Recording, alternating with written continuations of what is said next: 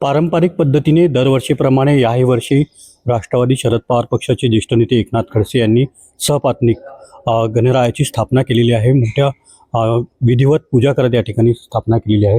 हो, काय सांगाल, यावर्षी तू देखील मोठ्या उत्साहात आपण ही स्थापना केलेली आहे? दरवर्षी गणेशोत्सव आपण साजरा करतो आणि संपूर्ण महाराष्ट्रभरच नव्हे तर देशभरामध्ये गणेशोत्सवाची आणि गणपती स्थापनेची उत्सुकतेने सारेजण वाट बघत असतात. आमच्याही इथे गणपतीचं या ठिकाणी स्थापना झालेली आहे. दरवर्षीप्रमाणे यावर्षी उत्साहामध्ये साऱ्या सहपरिवार सहकुटुंबासह या ठिकाणी आम्ही स्थापना केलेली आहे. गणपती हा विघ्नहर्ता आहे, सर्वांचे विघ्न दूर करणारा आहे आणि मी गणपतीला या निमित्तानं प्रार्थना करणार आहे की या देशावर, या महाराष्ट्रावर कृपा कर. आणि आज शेतकरी अडचणीमध्ये आहे, शेतमजूर अडचणीमध्ये आहे, बेरोजगार अडचणीमध्ये आहे. सर्व समाजातल्या क्षेत्रामधले सर्व नागरिक हे महागाईनं त्रस्त झालेले आहे. अशा कालखंडामध्ये त्यांना दिलासा मिळावा, त्यांचं संकट दूर व्हावे, या दृष्टिकोनातून आम्हाला आशीर्वाद द्यावा. व आरक्षणासाठी जरांगे पाटील पुन्हा अंतरवली सराटीवर निघालेले आहेत. कुठेतरी सरकारला या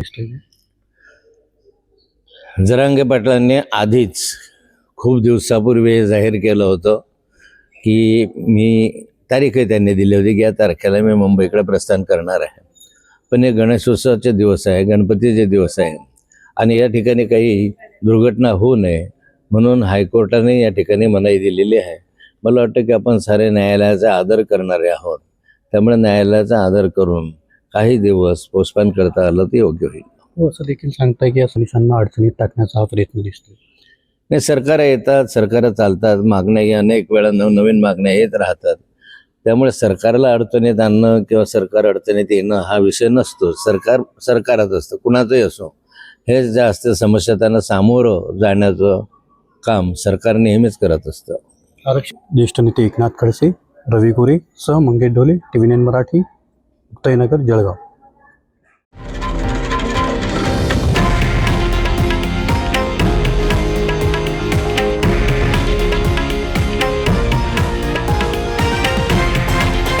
हे आहे देशातील नंबर 1 न्यूज नेटवर्क आणि आपण पाहत आहात TV9 मराठी, एकमेव.